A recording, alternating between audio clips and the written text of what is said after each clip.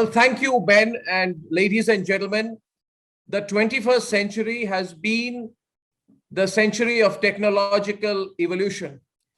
Technology has become the basis for overturning dictatorships, protesting wrongs, mobilizing, campaigning, politicking, but it has also unfortunately on occasion become the basis of misinformation, riots, and violence. Big tech has become intertwined with democracy. And globally, sovereignty is being pitted against big tech. And as each country begins setting new safeguards to ensure that democracy thrives with technology and does not succumb to it, India's story has also been remarkable.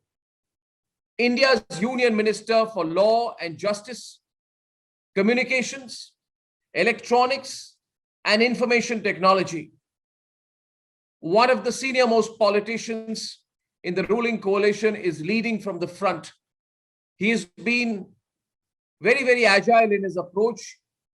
As a former party spokesperson for the BJP, he's also been very outspoken in his views. He's been very bold, sometimes controversial in his decisions to safeguard India's democracy. And today it is my privilege to invite Mr. Ravi Shankar Prasad, Union Minister for Law, Justice, Communications, Electronics, and IT, to first deliver his keynote to our forum on the theme of big tech and democracy, the global policy challenge. Mr. Ravi Shankar Prasad, thank you for joining the India Global Forum. Everyone's very excited to hear your views. And over to you now. Over to you, Mr. Prasad. Thank you. My very good friend, Arnab Goswami, good friend, Manoj Ladwa, and all the friends of the India Forum, which has become a very prestigious group. I have been appearing in their program for many years. All of you go from strength to strength. Arnab, what are my initial comments? Very briefly, I can share with you and for the friends in London who are listening to me. India's digital story is a remarkable story.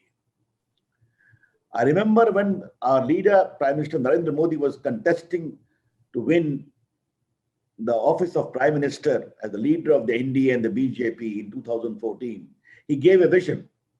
If I'm elected to power, I'll create an India where IT plus IT is equal to IT.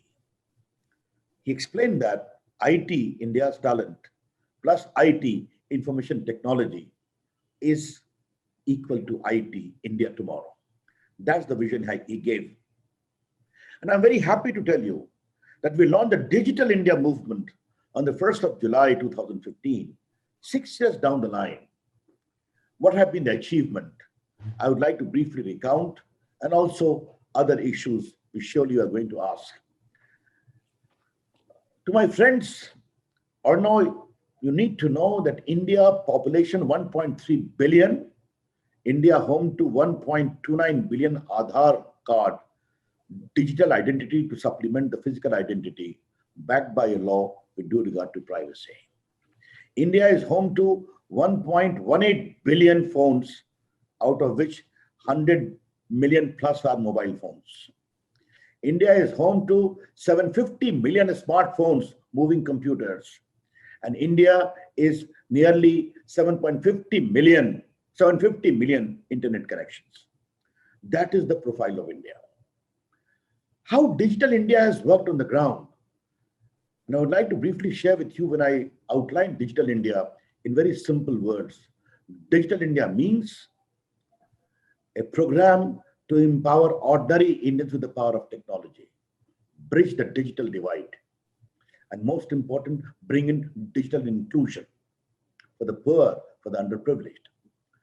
Or now, just to tell you few statistics, we opened bank account 400 million of the poor, linked with the Aadhaar, the digital identity, with duly marked with mobile phone, and started sending all the welfare measures directly to their bank account, known as DBT, direct benefit transfer.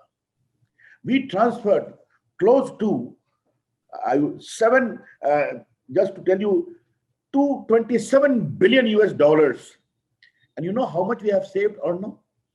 $24 billion, which is to be pocketed by middlemen and fictitious claimants.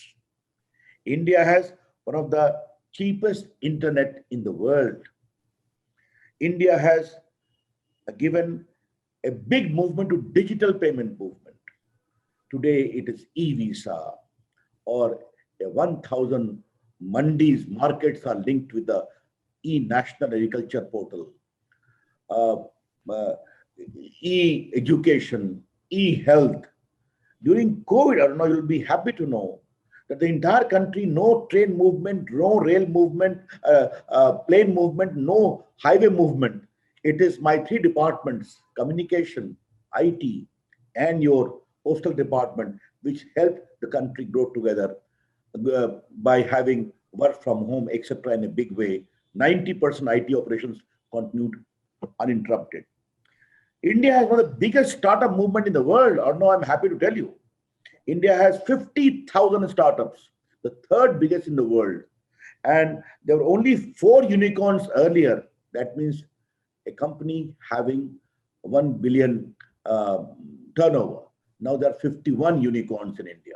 Young people changing the entire entrepreneurial ecosystem.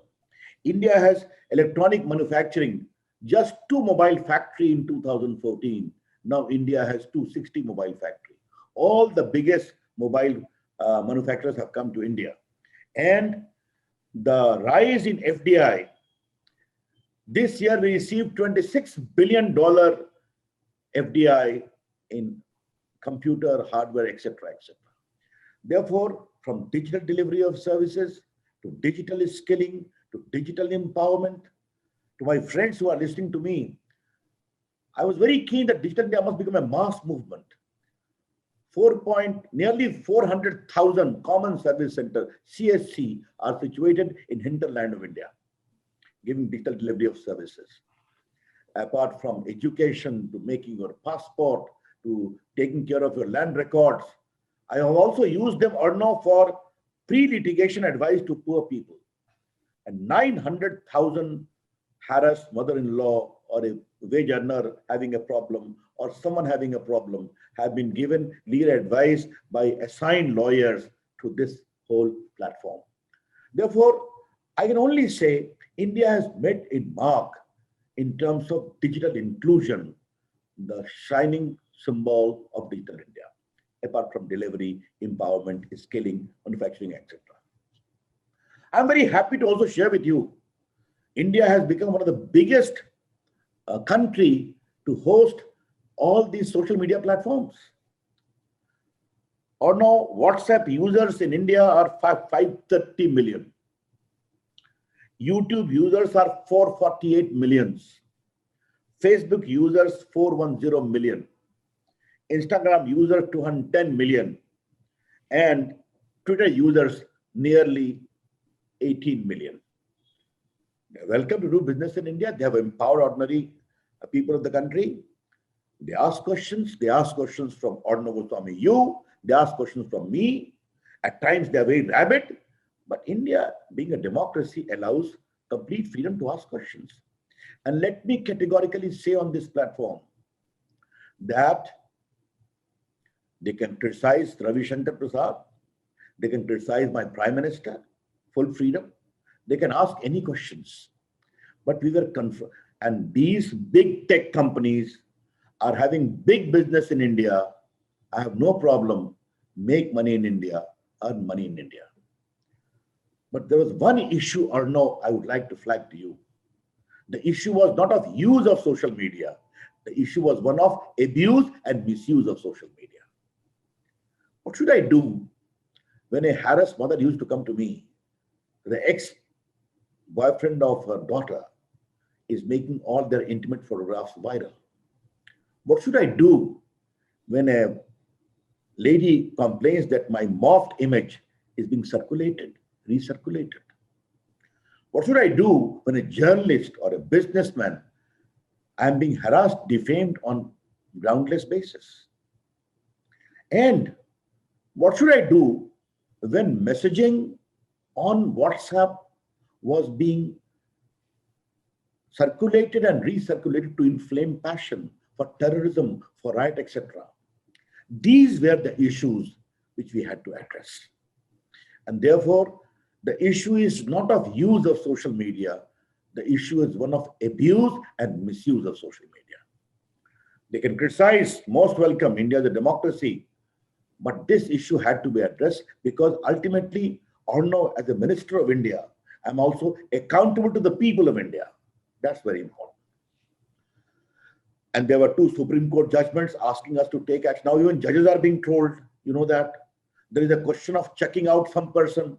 Even eminent journalists have been kicked out of a particular platform based upon their own unilateral ex parte assessment of the comments, etc., etc. Thereafter, wider consultations took place, and we have come these guidelines.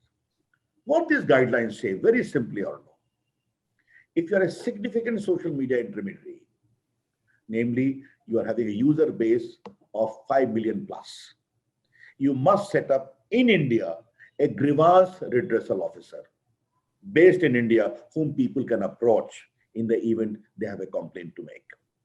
You must have a compliance officer who must report in public domain every month that these complaints came, these we have addressed.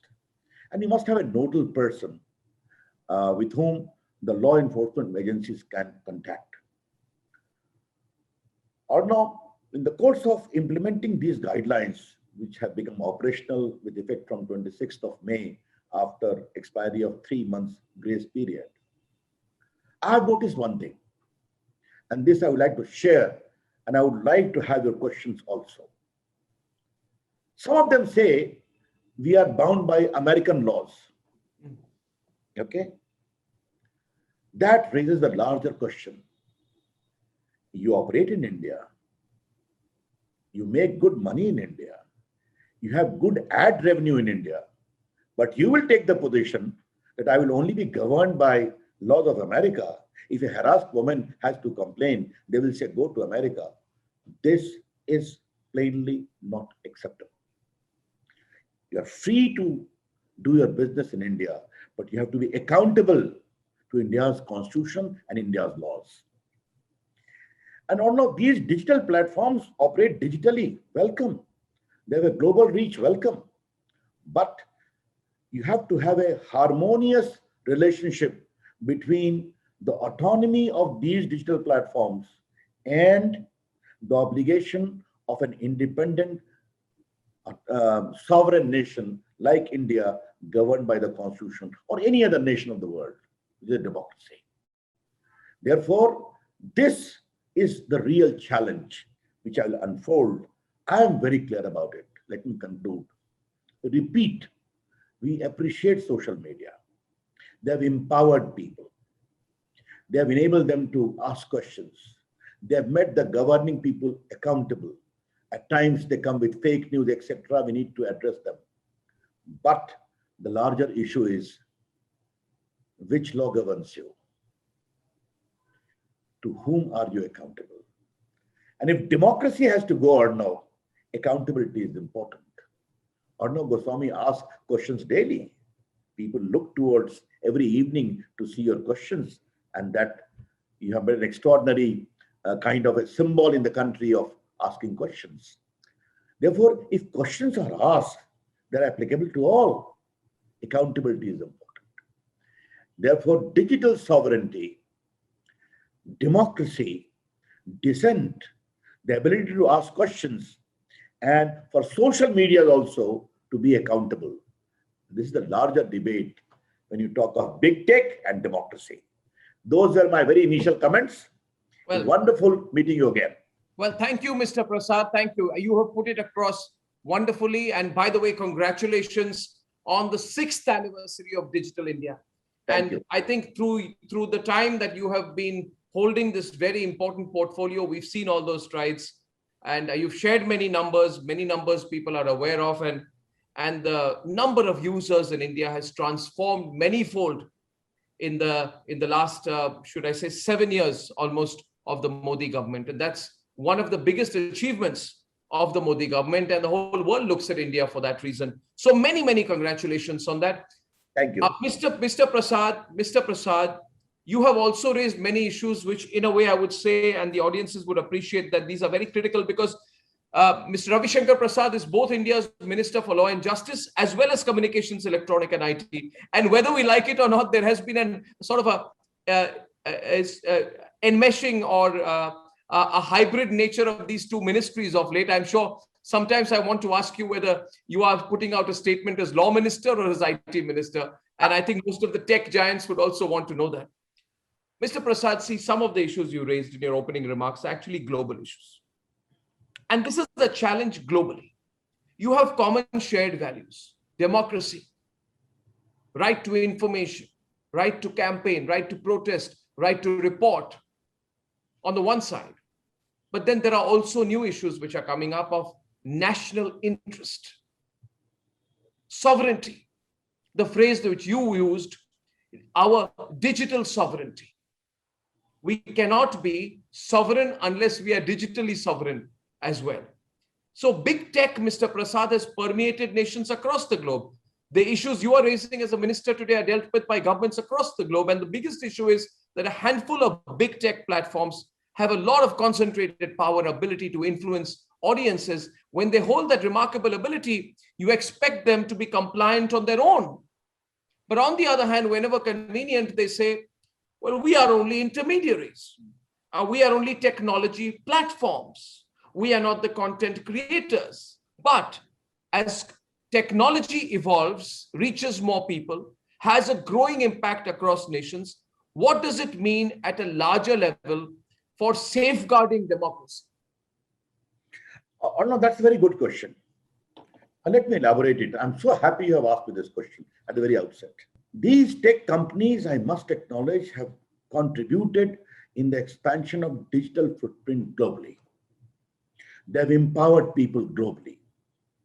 At a click of a button, I can know what is happening in Latin America sitting in Delhi, or in Patna, or you sitting in Guwahati. That's good. They operate in an ecosystem where geographical boundaries disappear. They have innovated, they have expanded, they have empowered. Point well taken. But the larger question is, are you a platform or you are a regulator? Or no, that's a very important question you have flagged. Because if you are a platform, you allow views to be accessed and also exchanged. But if you start dictating your own terms and norms, I can understand or no. If palpably terrorist messages are being exchanged, or a woman is being shown nude, or say there are issues about child sexual abuse, these are important issues. You must take action. But let me ask a counter question. If a riot is happening or no, you say my system is encrypted. I'm not asking you to open that encrypted system. But Arnav, with a very wide experience, can you deny when riot happens on the same day, around the same time, in the same geographical area, and lots of very explosive material is circulated and recirculated, whose content are all publicly known? What happens if some messages, very inflammatory, are sent from across the border? Do the platform have some responsibility or not? The allied issue is also very important. Democracy is based upon the voluntary choice of the people in a country. I can take that name. Cambridge Analytica pilfered about, I remember even coming on your show on that issue, large number of data of Facebook. I had to order a tough inquiry by the investigating agencies, and the company got closed. That data belonged to Indians. Therefore, there can be many shades. And the larger issue is, I'm very happy they have kept the issue for dialogue between you and me, big tech and democracy. There are authoritarian regimes who promote their own cause and put people behind bars for years together. But here is a democracy. If democracy is to survive, misinformation, fake news, explosive materials, I would say colluded material, all these are challenges. I am not in favor of censoring, I should be very clear to you all. But democracies have to find a common ground as far as these issues are concerned, so that these big tech companies do their business, earn good money, good profit, but become accountable.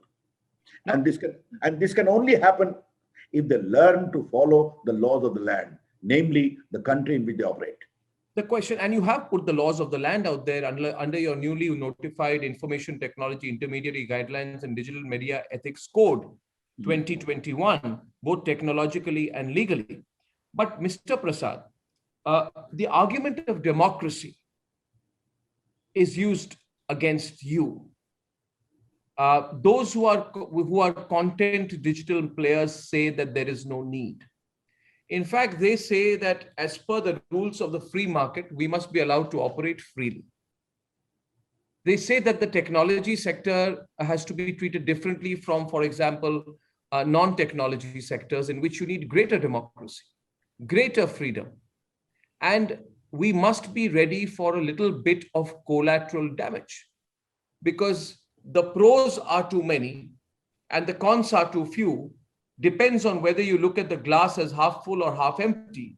You will say that big tech is a source of information, or you will say it is a source of amplification of misinformation. And they say that there is no way in which any government can force any technology company to have complete control over the messages on their system. And hence, therefore, this becomes a growing battle. For example, Twitter refuses to comply with the IT rules. The IT rules cite a complaint under the Digital Millennium Copyright Act to threaten suspension of account to your Twitter account. But the same Twitter refuses to comply with your rules. So at the end of the day, Mr. Prasad, how will you step in? They say we are an American company. We respect American rules. But you said they operate in India. Can you force them to comply with Indian rules? My reply is very simple, Arnav. Very simple. When an Indian IT company go to do business in America, do they follow American laws or not? Indian IT companies are present in 200 cities of 80 countries, but substantially in America. When Indian pharma company go to do business in UK or USA, do they follow the laws of UK or USA? Not. Very clearly, they do follow.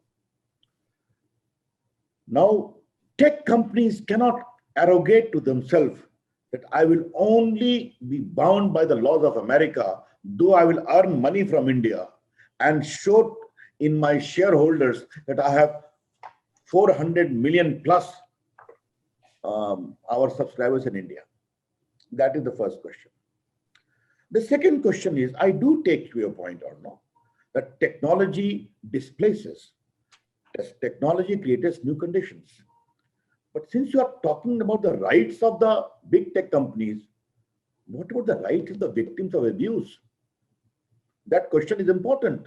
Do they have some rights or not? Arnav Goswami, when he sits on his news channel, a popular news channel in India, you are bound by certain obligations or not?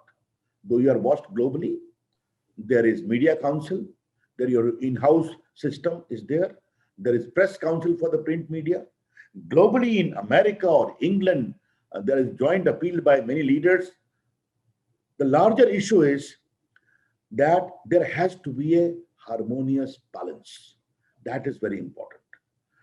And the reply cannot be that we'll only be governed by American laws. Now, since you asked me that question or no, I never tried to mention anything concerning me, but since you have mentioned it, they blocked my Twitter account for 1 hour. Yeah. And you know what reasons they gave? 4 years ago, I had tweeted on the great Bangladesh victory of 1971, in which Lieutenant General Arora was taking surrender from the Pakistani forces. It was the celebration of that great victory. And behind that, that great song of A.R. Rahman, Ma Tujhe Salam, Vande Mataram was being played. It was on Facebook and all.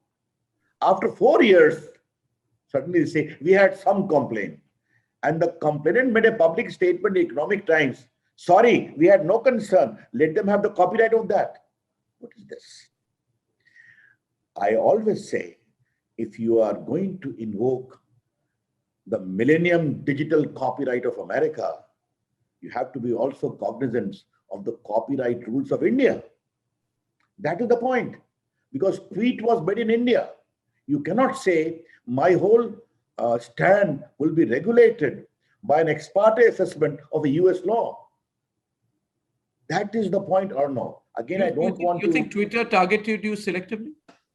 No. As far as targeting part is concerned, the shoulders of Ravi Shankar Prasad are too broad. Okay, no problem. I don't even mind criticism, even from Twitter itself. But the point is, I'm on a larger question or no. And the larger question is, if democracy and big tech company have to survive, I have not the slightest doubt.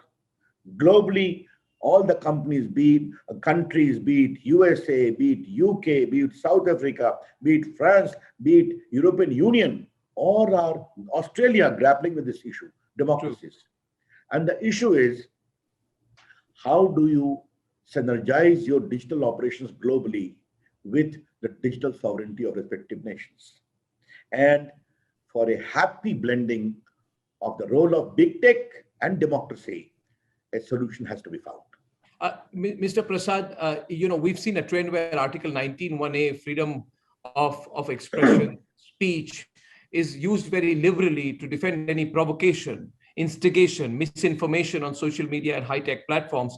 As a well-known lawyer and now as law minister, you have been one of the strongest voices defending Article 19(1) and the right of the ordinary citizens. Do you consider this modus operandi of theirs valid? And it may be 19(1)(a) here in India, but broadly, you see, whenever you talk about amplification of misinformation, the counter argument is dissent, freedom of expression, and just by way of a comparison to UK.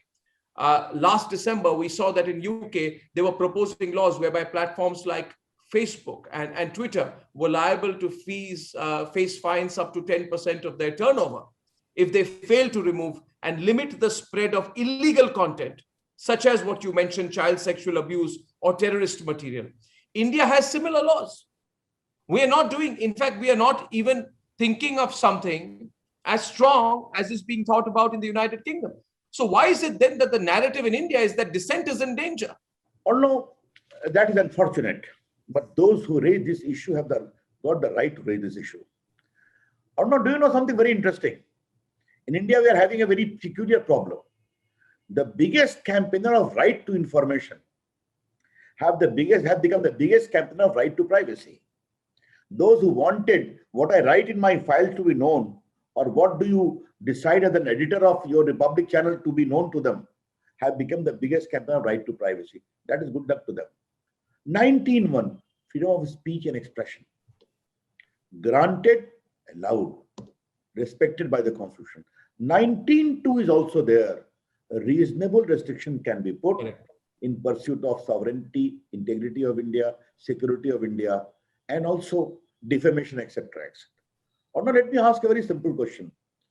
UK is a great democracy, so is India. Can anyone go before the Indian President's house, Rashtrapati Bhavan, or say before the British Parliament and become completely naked and start shouting abuses to the people? You cannot, because that's the limit of your freedom, decency, propriety. Therefore, whenever people raise the issue of 19(1), dissent, etc., they should also understand that there is a provision of that. Does the right to criticize entail the right to abuse? And again, I will come to the basic question or no. In this whole debate, the victims of abuse angle is completely lost. And if I can give you a good analogy, I have talked to you many times on your channel. People talk of human right, But what about the human right of those who are the victims of terrorism, been killed with impunity? Do they have a victim, a human right or not? The same analogy is relevant here. The second issue is again very, very central. I'm wishing to repeat. Which law you want to be governed by?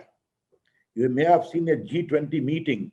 A decision has been taken that your taxation has to be of a particular level in the country in which you operate. Ultimately, they have the choice of going to tax havens. That is their call. Similarly or no, digital sovereignty is going to become an important element. And digital sovereignty simply means you come, operate in India or in Germany or in France or in Australia or in UK, earn good money, enable people to ask questions, criticize those in power, most welcome, but learn to abide by the laws of the country in which you operate. That is a crucial element of accountability. You cannot say that I will only follow the laws of America and no one else. What about joining hands globally? Finally, Mr. Prasad, earlier this month there were regulators in Brussels and in the UK. They announced formal competition investigations into Facebook in a joint action on the social media companies' use of customer data, for example, to dominate in core markets. And we also saw German Chancellor Angela Merkel, the Danish Prime Minister, the Estonian Prime Minister, the Finnish Prime Minister. In a joint letter, they said, now is the time for Europe to be digitally sovereign. So these have become global issues. UK and Australia have come up with content regulating laws and bargaining codes. Do you feel the need to collaborate with other countries? Are you already talking to some of your peers elsewhere around the world? Because eventually these companies are global companies, and not just companies. I mean, at the end of the day, it's going to have to be values so that nobody can cock a snook, not just at Indian laws. Every country will be defending its own national interests. So do you feel a need to work across borders for a united global approach as well? Sure, it has to be there. And I'm very happy, from USA to Canada to UK to Australia to European Commission to Germany, everyone is concerned and working in that direction. And we are quite open for a dialogue. We keep on exchanging our notes. But I don't know how I have worked. I think I must share with you in conclusion. When net neutrality was the issue of debate globally, I declared in the Indian Parliament, the right of access of internet is not negotiable. And that remains my commitment. And all these companies know. I'm sorry for mentioning a specific instance. Mark Zuckerberg is a good friend of mine. We have been meeting. He came with the idea of free basics. A big campaign of advertisement was launched in India. When I examined it, I found you will get free everything if you enter through the Facebook gate. Yeah. I said, sorry, I will not permit. India is a democracy. India believes in many gates. That's how the stand we have been taking, and many countries are appreciating our stand. But yes, I must conclude with one very firm assurance to all the viewers. We believe in democracy. These social media are welcome to do business in India, earn tons of money in revenue, let their subscribers, users ask us questions, criticize Narendra Modi, the Prime Minister, Ravi Shankar, the Law Minister, IT Minister, and even anyone else. That is a question of empowering. But you'll have to learn to respect the digital sovereignty of India and the laws of India. That I'm very clear about. So the nation wants to know at the end, with all these issues, you've been hitting the headlines every few days. Nation wants to know whether you are spending more time in the Law and Justice Ministry office or the IT Ministry these days. During COVID times, IT Ministry is more comfortable, but I work my all departments from here. Fantastic. It is such a pleasure. Mr. Prasad, always, such a pleasure to talk to you. And I think some of the issues which you've raised here our global audience will appreciate some of the global issues we have here. It's been really enjoyable to me. And we must work together to make sure technology strengthens our democracy, does not make it more vulnerable. I thank you so much, Mr. Prasad, for joining the India Global Forum. Thank you very much. Thank you, Arnav. Thank you. So that was Mr. Ravi Shankar Prasad, not just a long-standing spokesperson for the BJP, or one of the most influential ministers in the Modi government. And I think some of the issues he's raised there will strike a chord among all of you. Thank you very much. Thank you.